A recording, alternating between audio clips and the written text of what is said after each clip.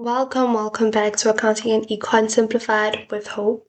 In this video, we'll be dealing with accounting, the topic of depreciation, and we'll be going through definition, purpose, causes, key terminologies, methods, the journal entry, and the disposal of an asset in regards to depreciation. So do not think that in this video you will learn how to properly record the disposal of an asset or how to make journal entries in general. No, this is everything in respects to depreciation. With that being said, if you do find this helpful, please do remember to like and subscribe for more content, and do share this video with someone who might need it. With that being said, let us get into today's content. So you should know by now that I believe, well, we should all know this, we should all believe that the first step to mastering any concept is to understand it. So what is depreciation? Depreciation is the gradual decrease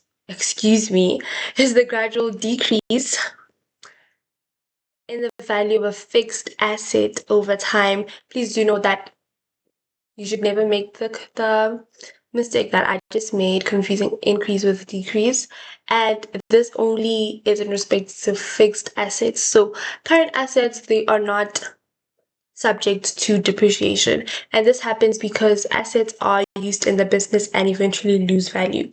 So you may have learned about this term depreciation now, this year, last year, but then you've been knowing about it from the back of your head. For instance, you know that if you buy a cell phone today for 8,000 rands and you decide that no, actually that I no longer want this, and the following month you decide to sell it, you know that you cannot sell it for 8,000 rands again.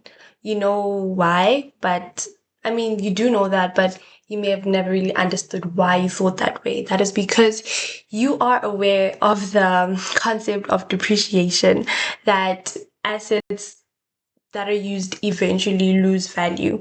And I don't know why I wrote this. Oh, okay. So another terminology that you should remember in this topic is carrying value. And this is just cost minus accumulated depreciation. This may be confusing for now, but it will all make sense. I know that our outcomes here are quite lengthy, but I aim to make this a very short video. I hope we'll be done in less than 30 minutes because it's really not that complicated. So why do assets depreciate? Well, for instance, number one, due to wear and tear, and this is illustrated by, or an example of this is, machines and vehicles break down over time. So the more you use something, the less brand new it is, basically. The more you use your phone, your screen that you're tapping on, it gets scratches, it gets dented. That is what we're talking about here, the wear and tear. And age, if not used much, assets lose value as they get older. So if your dad bought his car for 70,000 rands 10 years ago, he can't sell it for 70,000 rands today because it has lost value over time, right? So, and then we have our next term where assets just get obsolete, and this refers to new technology replaces old equipment. This is a very nice one and a very relevant one in today's age where technology is always improving. There are new updates to everything every single time.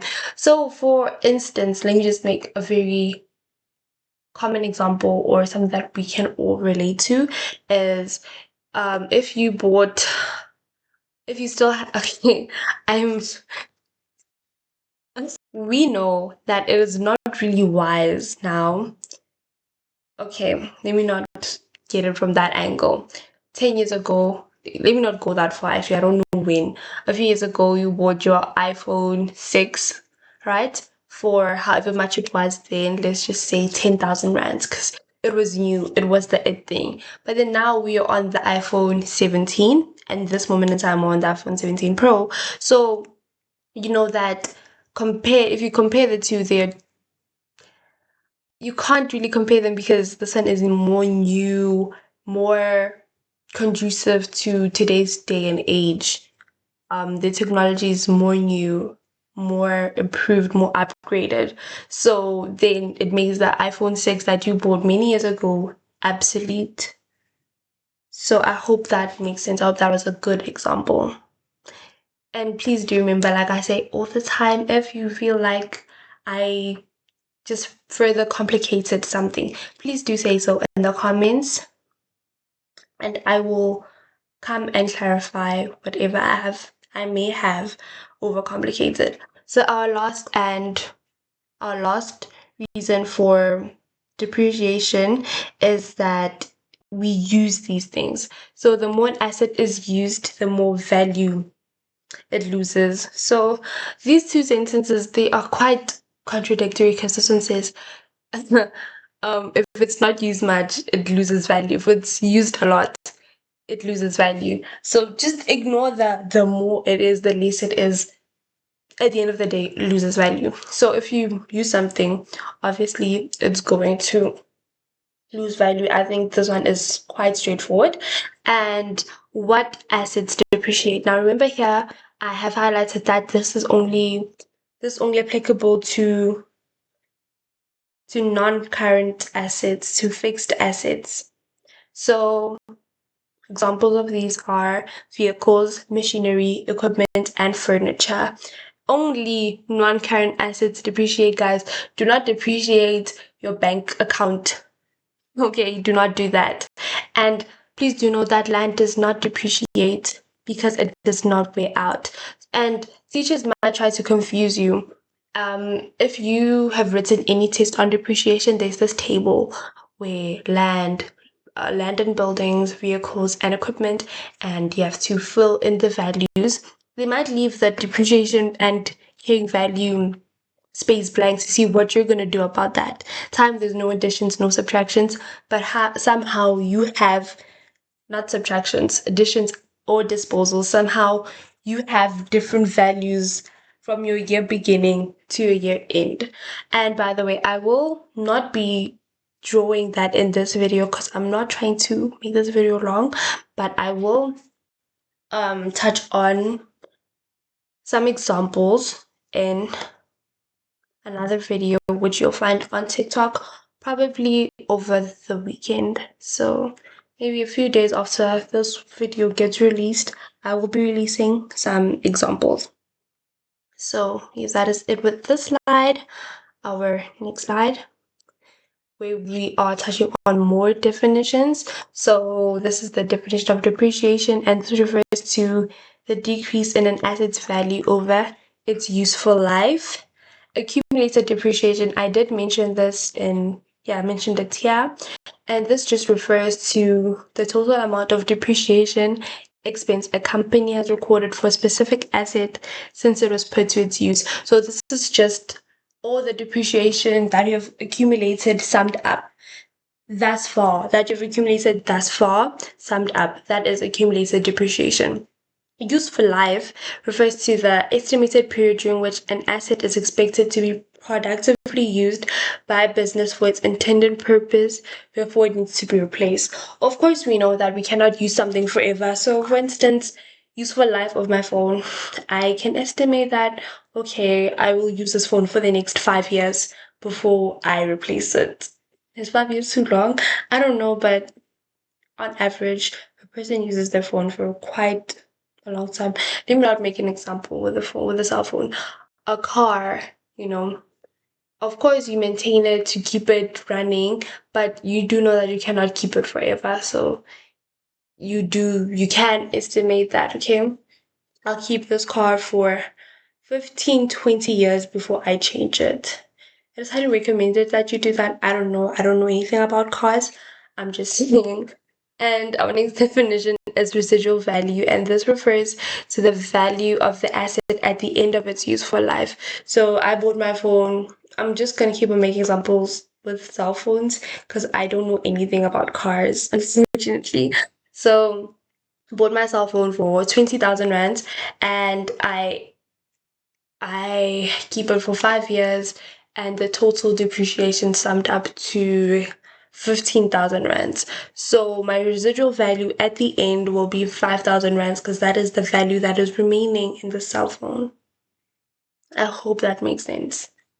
Please do state if it doesn't or it didn't. So going on to the methods of depreciation, we have the straight line, also known as the cost method, also known as the flat rate system, also known as the linear method. So it's quite a few ways they can phrase it, but the ones I've highlighted are the most common ones. So please, I used to get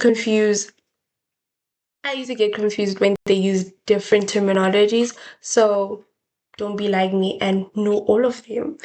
And our next method is the reducing balance method, also known as the diminishing balance method, also known as the accelerated depreciation method. But then, like I said, if you stick to the ones I highlighted, you should be fine. I'm not saying you will be, you should be, but it is advisable that you do memorize the other synonyms or the other ways that they could phrase these words. And going into the straight line method, in this method, this method reduces this by a constant amount, reduces an asset by a constant amount each year over its useful life. So back to my cell phone, it loses, for instance, 5,000 rands in value every year. That is a straight line. If I tell you that, then you should know that my cell phone is depreciated. Why am I using a cell phone? But yes, my cell phone is depreciated using the straight line method. If the depreciation amount is constant, it is the same every year, then that is the straight line method. You must also please remember this, because in tests, if they are giving you the straight line method, if you be using the straight line method, they might not even give you a depreciation rate, but give you the depreciation for the first year. Just to see if you remember that in the straight line method, the depreciation amount is constant. And this is just the formula for the depreciation for the straight line method of depreciation. Our next one is reducing balance. So this one does change, and it is dependent on our accumulated depreciation, hence it changes. So here you just take your cost price, you minus the accumulated depreciation thus far, and you multiply all of that by the percentage that they're going to give you. On to our next slide. Why do we depreciate assets? So this is pretty straightforward, and I'm assuming you should know this by now when you were going through your GAAP principles, I think. I hope. And this is because we should match expenses with income. It shows true profit, it shows true value of assets. So if we can't record a car as a business, we cannot record a car that we bought for 70,000 rands under our current assets, like our assets currently at this moment in time. We can't record them. We have a vehicle worth 70,000 rands, whereas we bought it for 70,000 rands 10 years ago. That is not a true reflection of our value, of the value of our assets. So depreciation is recorded as an expense so that the profit is not overstated. It follows the matching principle, which says expenses must be recorded in the same period as the income they help generate. I hope you do know this. I will be making a video on these, so please do keep a lookout for that. Straight line method. We did touch on this, right? The same amount every year, and this is the formula.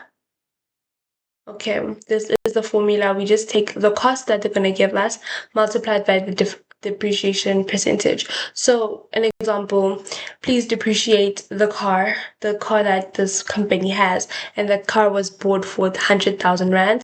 So it's going to take 100,000 rands multiplied by 10%, and then our depreciation will amount to 10,000 rands every year. Because we know that in the straight line method, the depreciation amount is constant. So yes, and moving on to the next one. Diminishing balance method. In this one, we do know that the depreciation amount is different every year and is calculated on book value. So, year one, we're talking about that car, right? In this method, we're gonna use the rate of 20%. Year one, because we will not have any accumulated depreciation, the car is still brand new. We cannot depreciate it because it's brand new. It hasn't been used before. So every please do note this, every time an asset is brand new, you're not going to depreciate it, because what are you depreciating against? Remember, we depreciate, well, depreciation happens due to, where is that slide, wear and tear, age, it becomes obsolete, or we use it. Now, we've never used it, it's still new, it is the newest technology, we are assuming. So, and it hasn't had any wear and tear because it has not been used. So we cannot therefore depreciate it. So every time you have a new asset and it has not been used before, we use the cost method of depreciation, the straight line method of depreciation. Please keep that in mind. Please do remember that. Do never ever forget that.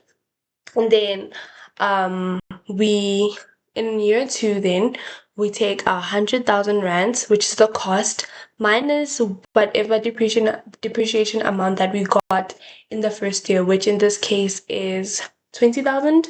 So we're going to take 100,000 minus 20,000, which is 80,000.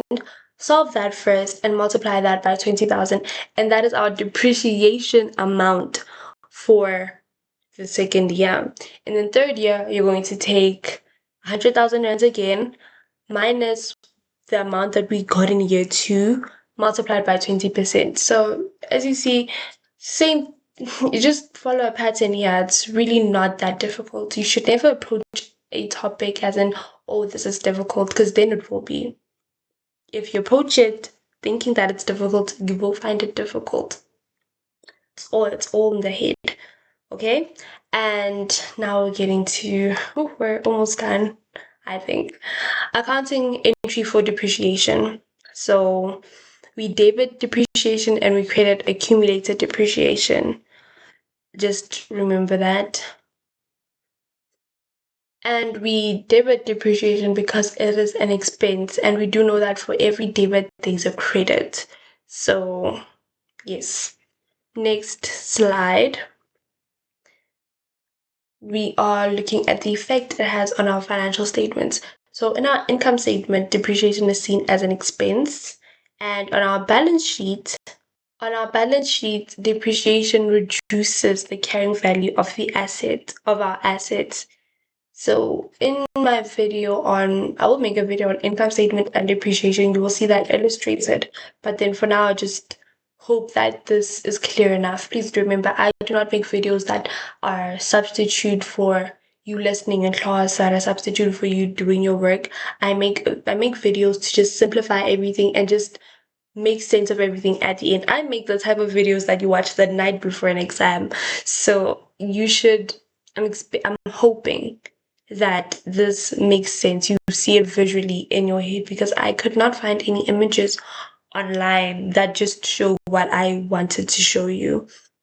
So these are common exam mistakes based on what we've learned thus far. All of the 5 slides that I've shown you thus far, well, 6 slides.